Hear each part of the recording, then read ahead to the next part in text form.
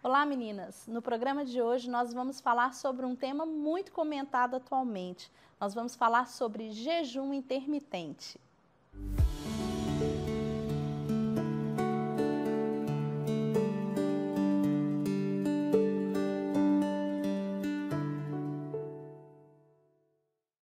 E para falar conosco hoje, nós temos aqui a presença do Dr. Lucas Penchel. Muito prazer em tê-lo aqui conosco. Tudo bem, Dr. Lucas? Tudo bem, Michele. Gostaria de agradecer o convite, parabenizar o programa, que é inovador e vem com um propósito bem legal aí, que é trazer informação para esse público feminino, que hoje em dia é maioria aí, que se preocupa muito com essa questão. Busca muita informação, né? Bom, então, para a gente poder começar, nós vamos falar um pouquinho a respeito do jejum intermitente. Explica para a gente o que é de fato o jejum intermitente, e a gente sabe que existem vários períodos desse jejum, a partir de 12 horas em diante.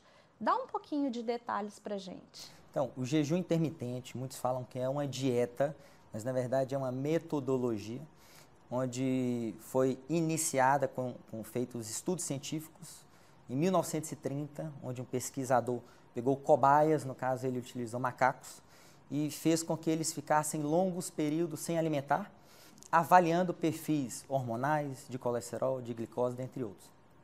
Ao longo do tempo, foi percebido que todos esses animais apresentavam melhora de padrões de colesterol, de glicose, de cognição, imunidade. Mais tardiamente, novos cientistas fizeram estudos com humanos. E, inclusive, este grupo ficou cerca de 352 dias de jejum intermitente. Avaliaram-se vários benefícios para a saúde e alguns outros malefícios. Inicialmente, o jejum ele pode ser dividido aí entre 12 horas, 14, 16, 18 e 24. É uma progressão, no caso? Exatamente, exatamente. São vários protocolos. Cada médico, cientista criou o seu protocolo. Sim. E todos unicamente com o mesmo objetivo, melhora da qualidade de vida. Mas a longo prazo foi perceptível que além de melhorar a qualidade de vida, várias pessoas alcançavam a perda de peso. Sim. E hoje é uma moda, muitas pessoas têm feito. Agora a gente tem que tomar um pouco de cuidado, que alguns não têm indicação, outros não sabem como fazer corretamente. Nem só na internet fazem por conta própria. Exatamente. E a gente sabe que o que é remédio para alguns poderá ser veneno para outros, Sim, então, informação é tudo e com orientação a pessoa pode iniciar tranquilamente. Um jejum intermitente, então, bem indicado. Indicado para um caso específico, para cada paciente. Exatamente. Na minha prática clínica, eu vejo melhora impressionante de colesterol, algumas pessoas até mesmo retirando medicação. Então, ela tem sido utilizada para ajudar no tratamento de diabetes, retirada de medicamentos de diabetes. Sim. Então, o espectro para tratamento é muito grande. Vai desde um ácido úrico aumentado, dificuldade para dormir, estresse, irritabilidade, até o emagrecimento. E a questão do metabolismo? Porque nós entendemos e ao longo desse tempo, vários médicos colocam que o fato de você ter uma dificuldade para emagrecer está diretamente relacionada a você não se alimentar no período de 3 em 3 horas. Como é que fica o metabolismo no período que você está fazendo o jejum intermitente? Isso pode afetar de forma negativa o metabolismo? Pode atrapalhar, sim. Primeiramente, a gente tem que investigar as causas do metabolismo lento. Pode ser desde uma doença, hipotireoidismo, um sono de má qualidade, então pessoas que acordam de madrugada, são hiperativas, mexem muito ou dormem pouco, e também pessoas que ficam um longo período sem alimentar-se. Uma vez que alimento é fonte de energia, e quando a gente fica muito restrito à fonte de energia, o organismo é muito inteligente e como forma de equilíbrio, ele desacelera este gasto calórico. É mais ou menos uma analogia que eu faço. É como se a gente utilizasse um notebook o dia inteiro, sem oferecer energia a ele, no caso um cabo, Sim. E vai chegar um determinado momento que ele entra em modo econômico. Então a sua eficiência é totalmente comprometida. Ela cai. Exatamente. Então quem já tem metabolismo lento, déficit hormonal, alguma doença como o hipotireoidismo, já é sedentário, tem uma faixa etária um pouco mais avançada. O que você chama de faixa etária avançada? A partir dos 45, 50 anos é interessante investigar. Todas essas pessoas, esses indivíduos, fazendo o jejum intermitente, em alguns casos, pode sim ter a questão do metabolismo comprometido. A gente sabe também que o jejum intermitente ele pode otimizar a produção de níveis hormonais. A gente já viu estudos inúmeros mostrando que com o jejum intermitente, a produção de testosterona no homem é elevada a 10. Então, multiplica por 10. E a testosterona, que é um hormônio anabólico androgênico, favorece o metabolismo. Então, quem tem deficiência de testosterona, por alguma outra causa, faz o jejum intermitente, esses níveis podem subir, fazendo com que o metabolismo fique acelerado. Então, tem que tratar, na verdade, cada caso e estar ciente que o jejum intermitente pode sim deixar o metabolismo lento em algumas pessoas. Coisa que é muito interessante, eu ouvi algumas pessoas, nós temos amigas, e algumas pessoas fazem atividade física dentro do jejum intermitente. E para malhar, todo mundo sabe, nós precisamos de energia, principalmente naquele período da manhã. Muita gente malha por volta das 6 da manhã. Como é que fica essa questão? Eu posso fazer atividade física fazendo o jejum intermitente ou não? Eu posso estar fazendo jejum intermitente, eu tenho que trocar talvez, de acordo com o meu perfil, trocar o meu horário de atividade física, porque eu posso fazer o jejum, mas não estar adequada para malhar naquele período. Como é que é isso? Até o determinado momento não tem nenhum estudo, que a gente fala randomizado, que é com muitas pessoas por um longo período e com dados que comprovem realmente a eficácia sobre praticar atividade física em jejum, fazendo o jejum intermitente. Por esse motivo a gente não indica muito, mas tem uma outra vertente, que é o aeróbico em jejum, que é quando a pessoa acorda pela manhã, não faz nenhuma refeição e vai praticar atividade física em jejum. Alguns estudos mostram melhora da questão de antioxidante, prevenção de câncer, melhora da cognição, memória, redução dos níveis de cortisol, melhora para a questão de produção endógena de hormônios, GH, testosterona, dentre outros. Mas fazer o aeróbico em jejum associado ao jejum intermitente é uma incógnita e a gente não costuma indicar isso com frequência, justamente pelo aporte energético. Sim. Então, ficar muito tempo sem comer, né, a gente não tem demanda energética. Sim. Algumas pessoas tendem a trabalhar, viajar, sair, fazer as suas atividades habituais e pela baixa demanda energética, fazer exercício associado a isso pode fazer a perda de massa muscular, né? Pessoas que têm hipoglicemia tendem a fazer com que a glicose caia ainda mais, pessoas com pressão baixa, a pressão tende a cair mais, então todo cuidado é pouco. O aeróbico em jejum pode ser indicado, desde que não seja associado com o jejum intermitente. E a questão da massa magra, você tocou aí um pouquinho pra gente, como é que fica a questão da perda? A perda de massa magra fazendo o jejum intermitente tem esse risco? Tem esse risco em alguns indivíduos. A primeira fonte de energia nossa é a glicose, no caso ela é a glicose circulante. No déficit da glicose a gente utiliza glicogênio, que é no caso o estoque, onde é o glicogênio muscular, que fica no músculo, e o glicogênio hepático, que fica no fígado. Quando a gente gasta a glicose circulante no sangue, gasta o glicogênio muscular e hepático, a gente começa a gastar gordura e massa. Mas se a gente trabalha, se a gente exercita, se a gente gasta além do recomendado, o corpo ele vai adaptar-se a isso. A gordura é fonte de vida, então a gente precisa de gordura para fornecer energia para o cérebro, para o coração, para o pulmão. Por esse motivo o corpo começa a gastar proteína, massa, para poupar gordura para o nosso organismo. Então, em alguns casos, a gente vê uma perda grande e considerável de massa magra. Nesse estudo mesmo, onde o indivíduo ficou 352 dias em jejum intermitente, ele perdeu gordura, mas perdeu também muita massa magra. E como é que a gente chega nesse meio termo? Há um processo de avaliação, por exemplo, a questão do jejum intermitente. Eu tenho um período para fazer ou ele se torna um estilo de vida? Para que não haja esse comprometimento, por exemplo, até da questão da massa magra. Geralmente ele torna um estilo de vida. Eu desconheço uma pessoa que começou a fazer jejum intermitente e falou, chega, parou. Ela geralmente muda o dia, muda o período de intervalo, faz alterações, mas abandonar, não. A sensação de bem-estar faz com que a pessoa... É muito grande e mesmo após perder peso, alguns querem continuar. Mas aí a gente tem que fazer a questão dos ajustes. Né? Pessoas com déficit hormonal, tendem a perder mais massa magra durante o jejum intermitente. Então, primeiro, identificar a pessoa, estudar ela, saber o seu estilo de vida, idade, exames, para depois identificar qual o período de jejum que ela deve ficar, se deve ou não fazer 1, 2 ou 3 vezes por semana, mas de maneira geral, o que a gente indica é não fazer em dias consecutivos. Segunda, terça, quarta? Não.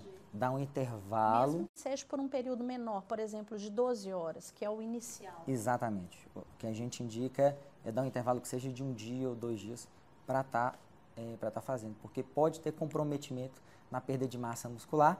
Perdendo massa, o metabolismo fica mais lento.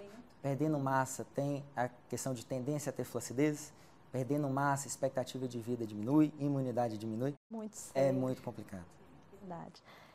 Doutor, explica pra gente, então, quem pode e quem não pode fazer o jejum intermitente. Eu digo isso até relacionado a algum problema de saúde, por exemplo, uma pessoa diabética, uma pessoa que tem um problema hormonal já diagnosticado, um problema de tireoide.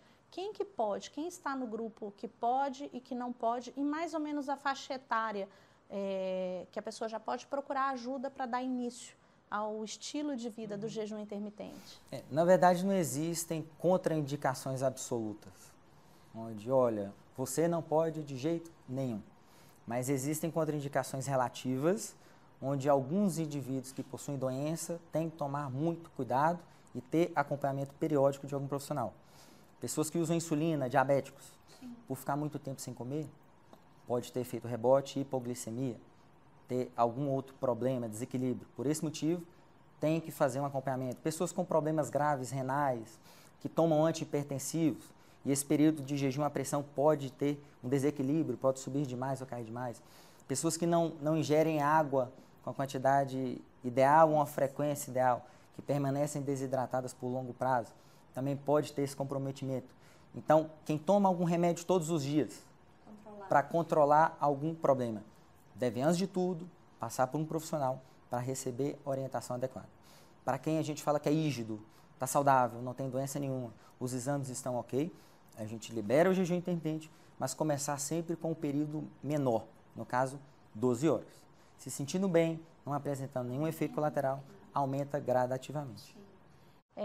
Eu acompanhei nas redes sociais uma atriz, né, famosa que fez o jejum intermitente. Foi inclusive a primeira vez que eu ouvi falar a respeito do jejum, e acompanhei porque me interessei pelo assunto. E eu vi que ela fazia o jejum intermitente, porém, nos horários aos quais ela se alimentava, ela não tinha uma alimentação muito regrada, né? Então, você faz um jejum intermitente e ali você depois come muito carboidrato, muita gordura, proteína em excesso. Como é que é isso? Como é que fica o pós-jejum? Porque, na verdade, a pessoa que vem do jejum, ela deve, no início, eu acredito que até depois a pessoa se acostuma com aquilo. Mas eu imagino que, principalmente nas primeiras semanas, você deve encerrar o período de jejum com fome. O que ela pode comer? Eu sei que cada dieta, né, é indicada para um tipo de pessoa, mas assim, dê alguns exemplos para a gente do que é recomendado, se realmente sim comer o carboidrato ou não, como é que seria isso? Então, o jejum intermitente, como eu falei, ele tem um protocolo. Sim. E neste protocolo geral, é contraindicado em alimentos embutidos, enlatados, e principalmente carboidrato simples, refinado. Açúcar, sorvete, pão, biscoito, suco de frutas, enlatado, etc. Então, de maneira universal, não deve fazer esta ingestão. Mas depende muito do estilo de vida da pessoa. Por exemplo, ela faz um jejum intermitente de 12 a 14 horas e após o jejum intermitente ela quer praticar atividade física. Por esse motivo a gente coloca uma quantidade pequena de carboidrato como a primeira refeição para dar energia para ela executar a atividade física. Pessoas que fazem um jejum intermitente e no trabalho precisa ter um raciocínio rápido ou vai viajar, tem um gasto muito grande. A gente tem que fazer da mesma maneira. Mas se for seguir o protocolo no pé da letra, o mais eficaz, os estudos apontam, e na minha prática, onde eu vejo também, que é a seguinte maneira: após passar o período de jejum intermitente, a gente mantém um intervalo de 4 horas em cada refeição. Exemplo, a última refeição, 8 horas da noite. A primeira, meio-dia do dia seguinte. Ela faz uma refeição meio-dia, uma às 4 da tarde e a última às 8 da noite. Fazendo a seguinte associação. Se ela quiser ingerir proteína, seja ela animal ou vegetal, exemplo, feijão, lentilha, frango, peixe, porco, ovo, ela só pode associar este alimento com vegetais e verduras. Vamos supor que no almoço ela faça essa associação. Uma proteína e uma verdura e legume. Se ela quiser ingerir carboidrato, tem que ser 4 horas após. E essa próxima refeição iria ser carboidrato com vegetais ou somente carboidrato isolado. Não pode ter essa associação carboidrato-proteína. E sobre as frutas, teriam que ser frutas ácidas, limão, abacaxi, acerola. Nada de banana. Não. Com frutas semiácidas, no caso, por exemplo, de morango, pêssego, algum outro.